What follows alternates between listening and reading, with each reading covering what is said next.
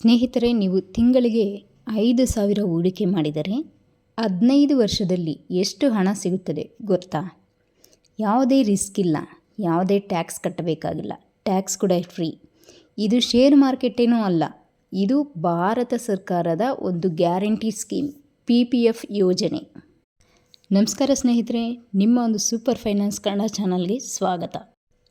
ಇಂದಿನ ವಿಡಿಯೋದಲ್ಲಿ ನಾವು PPF ಅಂದರೆ ಪಬ್ಲಿಕ್ ಪ್ರಾವಿಡೆಂಟ್ ಫಂಡ್ ಸ್ಕೀಮ್ ಬಗ್ಗೆ A to Z ಈ ವಿಡಿಯೋನಲ್ಲಿ ತಿಳ್ಕೊಳ್ಳೋಣ. ಈ ವಿಡಿಯೋ ಅಂತ್ಯದವರೆಗೂ ನೋಡಿ. PPF ಅಂದರೆ ಏನು, ಇದರಲ್ಲಿ ಎಷ್ಟು ಲಾಭ, ಟ್ಯಾಕ್ಸ್ ಬೆನಿಫಿಟ್ ಯಾವ ರೀತಿ ಇರುತ್ತೆ, ಇದು ಯಾರಿಗೆಲ್ಲ ಸೂಕ್ತ ಆಗುತ್ತೆ, ಎಲ್ಲವೂ ಕ್ಲಿಯರ್ ಆಗುತ್ತೆ ಈ ಒಂದು ವಿಡಿಯೋನಲ್ಲಿ. PPF ಎಂದರೆ ಪಬ್ಲಿಕ್ ಪ್ರಾವಿಡೆಂಟ್ ಫಂಡ್. ಇದನ್ನು 1968ರಲ್ಲಿ ಭಾರತ ಸರ್ಕಾರ ಒಂದು ಜಾರಿಗೆ ತಂದಂಥ ಯೋಜನೆ. ಇದರ ಮುಖ್ಯ ಉದ್ದೇಶ ಏನಂದರೆ ಜನರಲ್ಲಿ ಒಂದು ಉಳಿತಾಯದ ಅಭ್ಯಾಸವನ್ನು ಬೆಳೆಸುವುದು ಮತ್ತು ನಿವೃತ್ತಿ ಜೀವನಕ್ಕೆ ಹಣ ಸಂಗ್ರಹಿಸುವುದು ಈ ಒಂದು ಯೋಜನೆಯ ಮುಖ್ಯ ಉದ್ದೇಶವಾಗಿತ್ತು. ಇದು ಒಂದು ಗೌರ್ಮೆಂಟ್ ಬ್ಯಾಕ್ಡ್ ಸ್ಕೀಮ್ ಆಗಿರೋದ್ರಿಂದ, ಗೌರ್ಮೆಂಟ್ ಕಡೆಯಿಂದ ಬಂದಂಥ ಒಂದು ಯೋಜನೆ ಆಗಿರೋದರಿಂದ ನಿಮ್ಮ ಹಣಕ್ಕೆ ಸರ್ಕಾರವೇ ಒಂದು ಭರವಸೆಯನ್ನು ನೀಡುತ್ತೆ. ಅಂದರೆ ಸರ್ಕಾರ ಗ್ಯಾರಂಟಿ ಇರುತ್ತೆ ನಿಮ್ಮ ಅಮೌಂಟ್ಗೆ. ಯಾರೆಲ್ಲ ಈ ಒಂದು PPF ಖಾತೆ ತೆರೆಯಬಹುದೆಂದರೆ ಭಾರತೀಯ ನಾಗರಿಕರು, ಅಂದರೆ ನಮ್ಮ ಒಂದು ದೇಶದ ಪ್ರಜೆಗಳು ಈ ಒಂದು PPF ಖಾತೆಯನ್ನು ತೆಗೆಯಬಹುದು.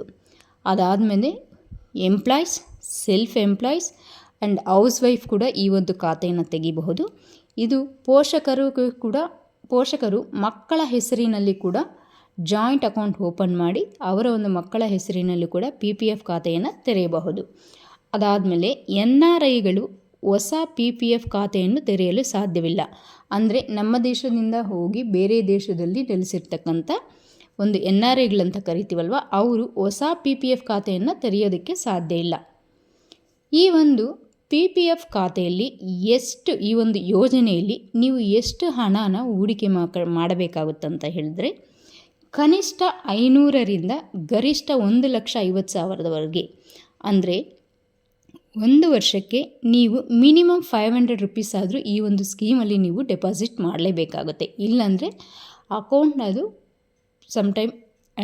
ಅಕೌಂಟ್ ಡಿಆಕ್ಟಿವೇಟ್ ಆಗುತ್ತೆ, ಇಲ್ಲಾಂದರೆ ನಿಮಗೆ ಫೈನ್ ಹಾಕ್ತಾರೆ. ಕನಿಷ್ಠ ಪಕ್ಷ ನೀವು ವರ್ಷಕ್ಕೆ 500 ರುಪೀಸ್ ಆದರೂ ಡೆಪಾಸಿಟ್ ಮಾಡಲೇಬೇಕು. ಗರಿಷ್ಠ ಅಂದರೆ ಮ್ಯಾಕ್ಸಿಮಮ್ ಪರ್ ಇಯರ್ 1,50,000 ಲಿಮಿಟ್ ಇರುತ್ತೆ. ಅದರ ಮೇಲೆ ನೀವೆಷ್ಟೇ ಅಮೌಂಟ್ ಹಾಕಿದ್ರೂ ಆ ಒಂದು ಸ್ಕೀಮಲ್ಲಿ ಅವರು ಕಟ್ಟಿಸ್ಕೊಳ್ಳೋದಿಲ್ಲ. ಮ್ಯಾಕ್ಸಿಮಮ್ ನೀವು 1,50,000 ತನಕ ಕಟ್ಟಬೇಕಾಗುತ್ತಷ್ಟೇ. ನೀವು ಯಾವ ರೀತಿ ಕಟ್ಟಬೇಕು ಈ ಒಂದು 500 ಅಥವಾ 1,50,000 ಅಂತ ಹೇಳಿದ್ರೆ, ವರ್ಷಕ್ಕೆ ನೀವು ತಿಂಗಳ ಸ್ವಲ್ಪ ಸಹ ಕಟ್ಕೊಂಡು ಹೋಗ್ಬೋದು. ಇಲ್ಲಾಂದರೆ 3 ತಿಂಗಳಿಗೆ ಒಂದು ಸಲನೂ ಸಹ ಕಟ್ಕೊಂಡು ಹೋಗ್ಬೋದು. ಅಥವಾ ನಿಮ್ಮ ಹತ್ರ 1,50,000 ಒಂದೇ ಸಲ ಇತ್ತು, ಇದು ನಿಮ್ಮ ಹತ್ರ ಇದ್ರ ಖರ್ಚಾಗುತ್ತೆ ಅನ್ನೋ ಒಂದು ಮನೋಭಾವನೆ ಇದ್ದರೆ ಒಂದೇ ಸಲ ಸಹ ನೀವು 1,50,000ನ ಆ ವರ್ಷಕ್ಕೆ ನೀವು ಡೆಪಾಸಿಟ್ ಮಾಡಬಹುದು. ಈ ರೀತಿ ಲಂಪ್ಸಮಲ್ಲಿ ಕೂಡ ನೀವು ಅಮೌಂಟ್ನ ಹೂಡಿಕೆ ಮಾಡಬಹುದು. ಈ ಒಂದು PPF ಅನ್ನೋದು ಸ್ಕೀಮ್ಗೆ ಒಂದು ಲಾಕಿನ್ ಪೀರಿಯಡ್ ಇರುತ್ತೆ.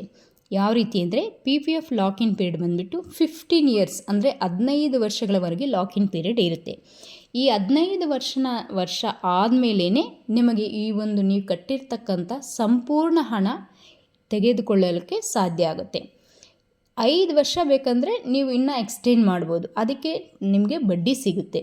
ಇವಾಗ 15 ವರ್ಷ ತನಕ ಏನು ಲಾಕಿನ್ ಪೀರಿಯಡ್ ಇರುತ್ತಲ್ವ, ನಿಮ್ಗೆ ಆವಾಗ ಆ ಅಮೌಂಟ್ನ ಅವಶ್ಯಕತೆ ಇಲ್ಲ. ಇನ್ನೂ ಒಂದು 5 ಇಯರ್ಸ್ ಅಲ್ಲೇ ಇರಲಿ, ಅದಕ್ಕಿನ್ನೂ ಸ್ವಲ್ಪ ಬಡ್ಡಿ ಸಿಗಲಿ, ಆಮೇಲೆ ತಗೊಳ್ಳೋಣ ಅನ್ನೋ ಒಂದು ಮೈಂಡ್ಸೆಟ್ ಇರೋರು ಇನ್ನೂ ಒಂದು 5 ಇಯರ್ಸ್ ಬೇಕಾದರೂ ನೀವು ಎಕ್ಸ್ಟೆಂಡ್ ಮಾಡ್ಬೋದು. ಅಂದರೆ ಅಪ್ ಟು 20 ಇಯರ್ಸ್ ತನಕನೂ ಈ ಒಂದು ಅಮೌಂಟ್ನ ನೀವು PPFಲ್ಲಿ ಇಡ್ಬೋದು. ಆದರೆ ಲಾಂಗ್ ಟರ್ಮ್ ಇನ್ವೆಸ್ಟ್ಮೆಂಟ್ ಯಾವತ್ತೂ ನಮಗೆ ವೆಲ್ತ್ನ ಕ್ರಿಯೇಟ್ ಮಾಡುತ್ತೆ. ಅಂದರೆ ನೀವು ದೀರ್ಘಾವಧಿಯಲ್ಲಿ ಹೂಡಿಕೆ ಮಾಡಿದರೆ ನಿಮಗೆ ಒಂದು ದೊಡ್ಡ ಸಂಪತ್ತು ಬರೋದಕ್ಕೆ ಸಾಧ್ಯತೆ ಹೆಚ್ಚಾಗಿರುತ್ತೆ.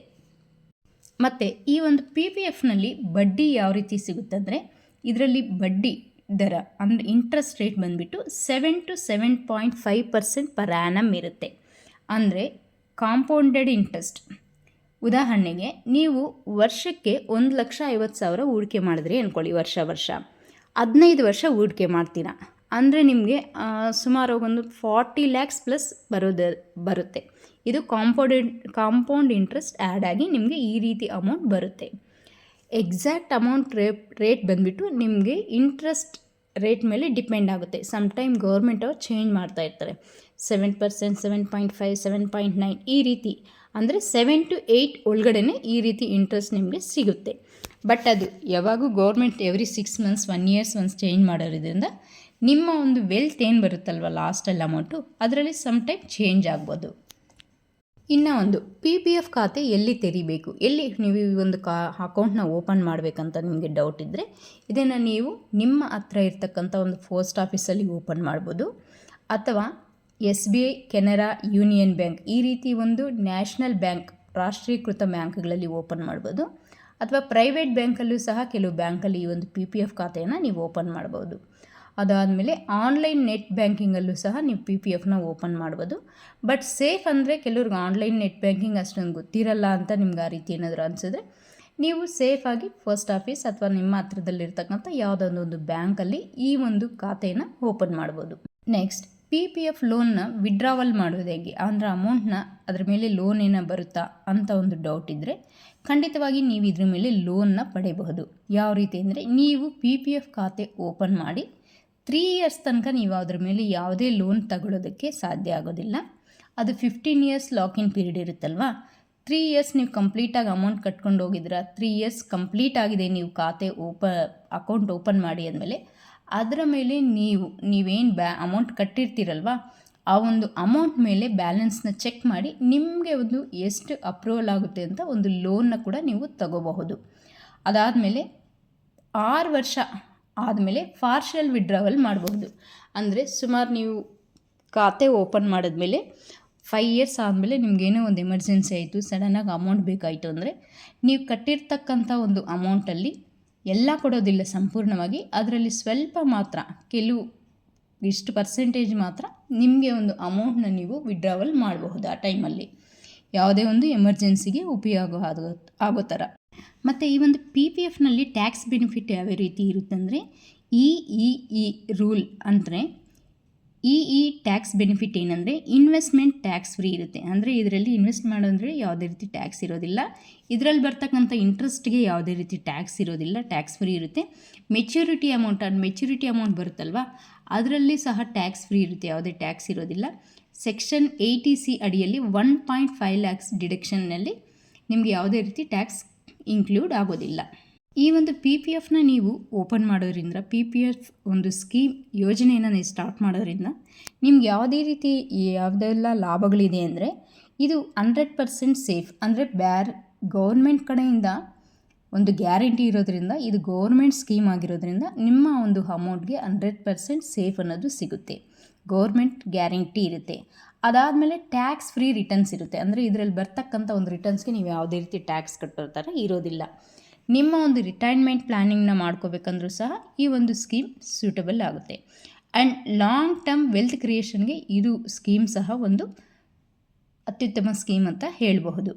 ಅದಾದಮೇಲೆ ಲಾಭ ಇಷ್ಟೆಲ್ಲ ಇರಬೇಕಾದ್ರೆ ನಷ್ಟ ಅನ್ನೋದು ಇರಬೇಕಲ್ವಾ.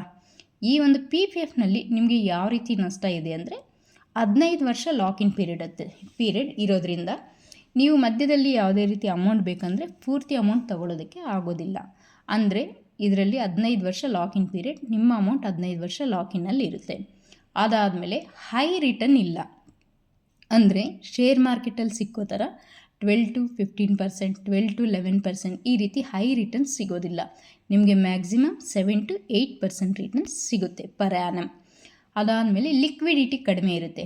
ಲಿಕ್ವಿಡಿಟಿ ಅಂದರೆ ಹೇಳಿದ್ನಲ್ವ ಫಸ್ಟೇ 15 ವರ್ಷ ಲಾಕಿನ್ ಇರೋದ್ರಿಂದ ನೀವು ಯಾವಾಗ ಬೇಕಂದರೆ ಅವಾಗ ಅಮೌಂಟ್ನ ತಗೊಳ್ಳೋದಕ್ಕೆ ಆಗೋದಿಲ್ಲ, ಇದರಿಂದ ಲಿಕ್ವಿಡಿಟಿನೂ ಕಡಿಮೆ ಇರುತ್ತೆ.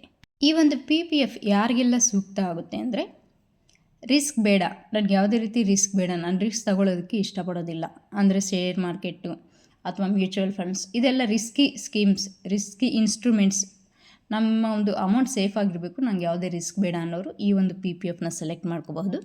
ಅಥವಾ ಮಿಡಲ್ ಕ್ಲಾಸ್ ಕುಟುಂಬ ಅಂದರೆ ಕಡಿಮೆ ಆದಾಯ ಇರ್ತಕ್ಕಂಥವ್ರು, ಯಾವುದೇ ರಿಸ್ಕ್ ತಗೊಳ್ಳೋದಕ್ಕೆ ಇಷ್ಟಪಡದೇ ಇರೋರು ಈ ಒಂದು ಸ್ಕೀಮ್ನ ಚೂಸ್ ಮಾಡ್ಬೋದು. ಅದಾದಮೇಲೆ ರಿಟೈರ್ಮೆಂಟ್ ಪ್ಲ್ಯಾನಿಂಗ್ ಇರೋರು ಸಹ ಈ ಒಂದು ಸ್ಕೀಮ್ನ ಚೂಸ್ ಮಾಡ್ಬೋದು. ಚಿಲ್ಡ್ರನ್ ಫ್ಯೂಚರ್ ಅಂದರೆ ಚಿಲ್ಡ್ರನ್ಸ್ ಮದುವೆ ಅಥವಾ ಎಜುಕೇಷನ್ಗಾಗಿ ಒಂದು ಸ್ಟೇಬಲ್ ಕಾಂಪೌಂಡ್ ಇಂಟ್ರೆಸ್ಟ್ ಬರೋ ಥರ, ಸೇಫ್ಟಿ ಇರೋ ಥರ ಅಂದರೆ ಈ ಒಂದು PPFನ ಚೂಸ್ ಮಾಡ್ಬೋದು. ಸ್ನೇಹಿತರೆ, ಕೊನೆಯದಾಗಿ ಒಂದು ಮಾತು, PPF ನಿಮ್ಮನ್ನು ಶ್ರೀಮಂತರನ್ನಾಗಿಸದೇ ಇರಬಹುದು, ಆದರೆ ಬಡವನಾಗದಂತೆ ಮಾತ್ರ ಕಾಪಾಡುತ್ತೆ ತಪ್ಪದೆ. Safe and stable and tax free income ಅಂದರೆ PPF. ಈ ವಿಡಿಯೋ ಉಪಯೋಗ ಅನಿಸಿದರೆ ವಿಡಿಯೋಗೊಂದು ಲೈಕ್ ಮಾಡಿ, ಶೇರ್ ಮಾಡಿ, ಸಬ್ಸ್ಕ್ರೈಬ್ ಮಾಡಿ. Thank you.